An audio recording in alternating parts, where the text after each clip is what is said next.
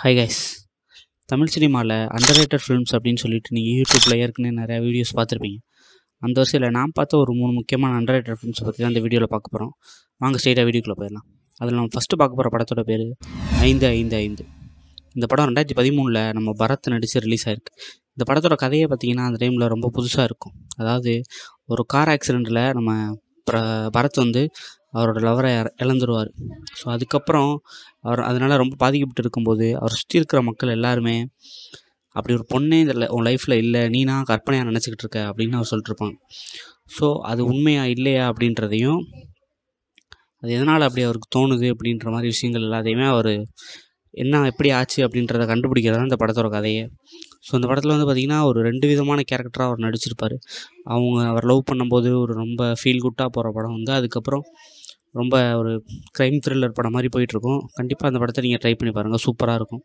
அதில் இந்த படத்தில் தான் நம்ம பரத் வந்து தன்னோட ஃபிசிக்கெலாம் ரொம்ப 6 பேக்லாம் வச்சு சூப்பராக வச்சுருந்துருப்பார். தமிழ் சினிமாவில் முக்கியமான 6 பேக்கில் இதுவும் ஒரு சூப்பரான இதுன்னே சொல்லலாம். ரொம்ப மெனக்கெட்டு வச்சுருப்பார். பட் அந்த டைமில் இந்த படம் வந்து ரொம்ப பெருசாக பேசப்படாதனால அதுவும் வெளில யாருக்கும் தரல. ஸோ இந்த வருஷத்தில் நம்ம 2ஆவதாக பார்க்க போகிற படத்தோட பேர் மீகாமன் படம் இப்போது நிறையா பேர் பார்த்துருக்கலாம். பட் இந்த படம் 2014 ரிலீஸ் ஆனப்போ இப்போ மயில் திருமேனி அவர்களோட மற்ற படங்கள் ஒரு தடமாக இருக்கட்டும், மற்ற படங்கள் இப்போ வந்து அவர் ரீசெண்டாக கூட கழகத்தலைவன் எடுத்தார். அந்த மாதிரியான படங்கள் வந்து வெளில தெரிஞ்ச அளவுக்கு வந்து அவரோட மீகாமன் படம் வந்து தெரியல. ஏன்னா மீகாமன் படம் வந்து அந்த ரிலீஸ் ஆன டைமில் வந்து அந்த மாதிரி ஒரு சஸ்பென்ஸ் ஸ்பை த்ரில்லர் படம் வந்து யாருமே பார்த்துருக்க மாட்டாங்க. அந்த டைமில் வந்து அந்த கதையே புதுசாக இருக்கும். அதில் ஆர்யா சூப்பராக நடிச்சிருப்பார், ஹன்சிகா நடிச்சிருப்பாங்க, இன்னும் நிறையா பேர் இருப்பாங்க. இன்றைக்கி தேதிக்கு நம்ம பார்க்குற நிறையா படங்களோட இருக்கிற கதை மாதிரி அப்போது அந்த டைமில் வந்து அவர் சூப்பராக பண்ணியிருந்தார். அந்த படம் வந்து ரொம்ப புதுசாக இருந்தது. இந்த படம் நல்லா இருக்கே அப்படின்ற மாதிரி.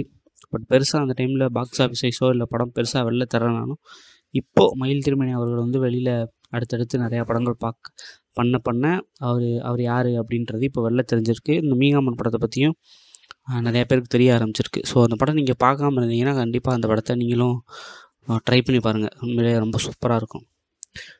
3ஆவதாக இப்போ ரிலீஸ் ஆன 2024 அதோமுகம் அப்படிங்கிற படம் ரிலீஸ் ஆச்சு. அந்த படத்தை பற்றி கூட ஏற்கனவே நம்ம சேனலில் வீடியோ போட்டிருக்கோம்.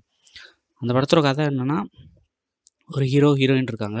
அவங்க 2 பேரும் லவ் பண்ணி கல்யாணம் முடிச்சதுக்கப்புறம் தான் ஒய்ஃபை வந்து சர்ப்ரைஸ் பண்ணணும் அப்படின்னு ஆசைப்பட்ற ஒரு ஹஸ்பண்ட். அவர் தான் நம்ம ஹீரோ. அவரால் ஆனால் அவங்க ஒய்ஃபை சர்ப்ரைஸே பண்ண முடியல. அவங்க ஒய்ஃபு இவங்களை எப்போ பார்த்தாலும் சர்ப்ரைஸ் பண்ணிட்டுருக்காங்க, ஒரு பர்த்டேக்கோ ஏதாவது ஒரு ஃபங்க்ஷனுக்கோ.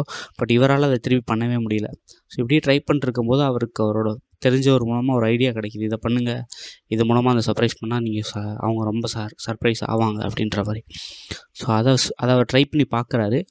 அப்போலேருந்து அவரோட லைஃப்பில் என்னென்ன பிரச்சனைகள் ஆரம்பிக்கின்றது அந்த படத்தோட கதையை. இது ரொம்ப சின்ன படம், லோ பட்ஜெட் படம். ஆக்ட்ரஸ் எல்லோரும் புதுசாக தான் இருப்பாங்க. பட் ஃபஸ்ட் ஹாஃபில் பார்த்தீங்கன்னா உங்களுக்கு நிறையா சீன்ஸ் வந்துகிட்டே இருக்கும். என்ன இப்படி போகுது அப்படி போகுதுன்னு இருந்தாலும் செகண்ட் ஹாஃபில் அந்த ட்விஸ்ட்டை ஃபுல்லாக அப்படியே ஒன்று ரிவீல் பண்ணிட்டே வர படம் செம்ம சூப்பராக இருக்கும்.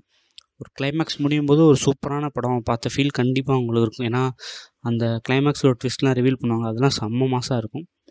ஸோ கண்டிப்பாக லோ பட்ஜெட் படம் தான், பட் ரொம்ப சூப்பராக எடுத்திருப்பாங்க.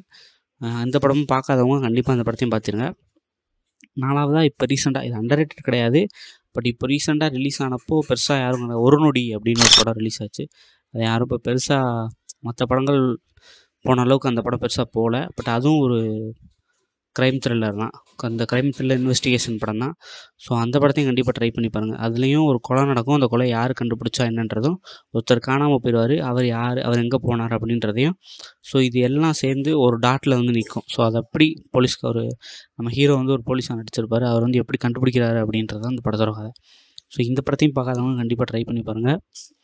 இது போக இன்னும் நிறையா படங்கள் இருக்குது. நான் மிஸ் பண்ண படங்கள் எல்லாத்தையும் நான் பார்க்காத கமெண்ட்டில் போடுங்க. நம்ம பார்க்காத படத்தையும் வந்து பார்த்து ரிவ்யூ போடுவோம். அடுத்து உங்களுக்கு என்ன வீடியோ வேணாலும் கமெண்ட்லேயும் கேளுங்க. இன்னொரு வீடியோவில் உங்களை சந்திக்கும் வரை பாய்.